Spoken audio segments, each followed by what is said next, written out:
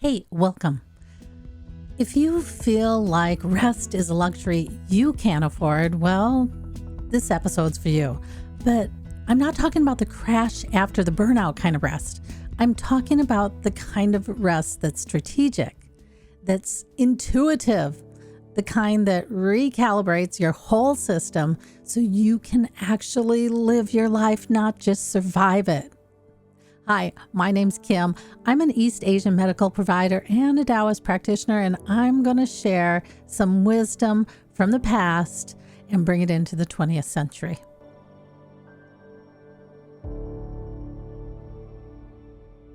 When you're hijacked by reactivity, when you're feeling overwhelmed, irritable, always on, that's not just stress.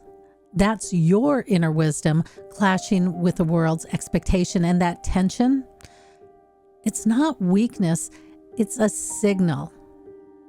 It's your cue to pause, not to push harder. Believe it or not, Sun Tzu understood this 2,500 years ago. In The Art of War, he taught that emotional chaos means you're fighting the wrong battles. And for moms today, that constant should voice, that, I should meal prep, I should volunteer, I should be more patient. Well, that's your personal war of attrition. But these struggles, they're not new. Ancient wisdom from Taoism, the Bible, from Buddhism, all of these have been speaking to this for centuries.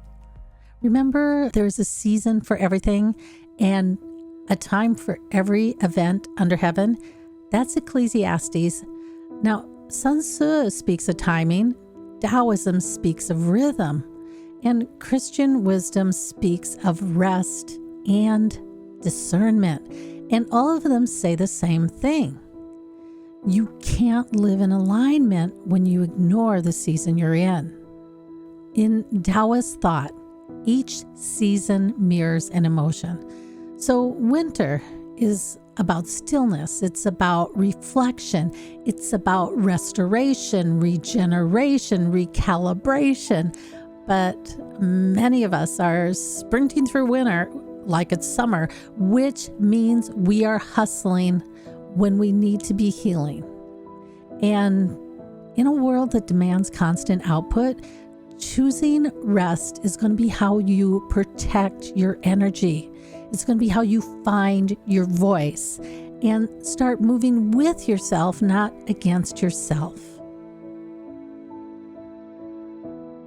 So in chapter 12, one of Sun Tzu's strategic principles is, if it's not advantageous, do not move.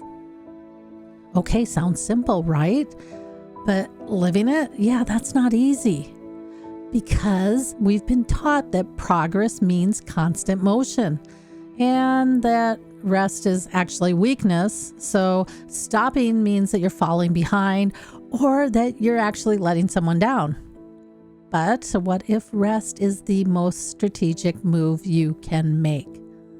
Okay, I'm going to share with you Luke 10 from the Bible, where Jesus visits a home of Mary and Martha. So Martha is like overwhelmed. She's hosting, she's preparing, she's serving, and then she gets frustrated because Mary's just sitting and listening to Jesus while she's doing all this work.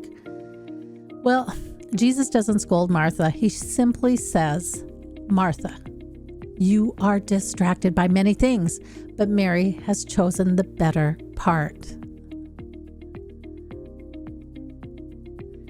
Even with Jesus in her living room, Martha couldn't rest because she felt like she wasn't doing enough. Does that sound familiar? That story isn't just about dinner. It's about the inner conflict so many of us are feeling. That guilt, that pressure, the shoulds. And the thing is that no one ever taught us the skills to navigate out of that. But ancient texts offer us a roadmap and the skill sets. And this is why I love The Art of War. It doesn't just validate our burnout. It teaches us the skill sets of how to move through it and out of it, or how to pause with purpose. Because rest isn't retreat, it's actually wisdom. It's going to be clarity, and it's our own self-protection. And here's the real truth. It's the only way we can reconnect with our inner truth, especially when the world keeps on asking us for more. So how do you know when it's time to move and when it's time to be still? Well, I've got a 4-step gut check rooted in the art of war, and use it anytime your emotions are hijacking your peace. So let's go over the 4 steps. First is to read the room. What's happening around you? Are the conditions supportive to you, or does it kind of feel like you're pushing uphill? If it feels like nothing's flowing, it might not be the right time right now. And the second thing is check your vibe, right? Are you grounded and calm, or are you running on fumes? Burnout decisions are going to lead to chaos, and rested decisions help bring clarity. So if your emotions are too loud, take a pause, breathe, get still before you act. And third is to feel the flow. Is there a current pulling you forward, or does it kind of feel like you're dragging dead weight? Now, flow doesn't mean easy. It means coherent, because even the hardest things feel aligned when you're in sync with your values.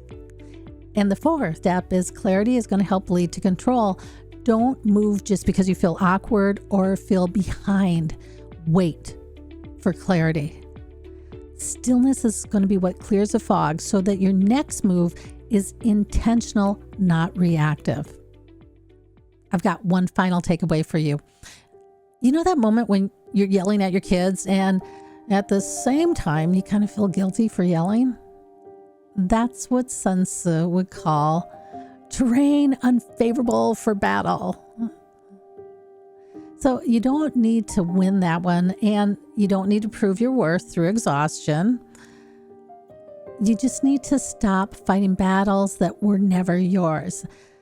And then remember that rest isn't laziness.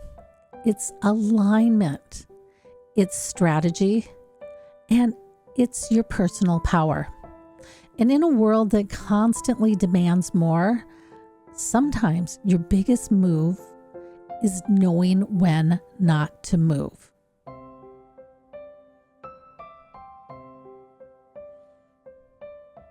So remember, you're not lazy, you're wise, and wisdom knows when to stop.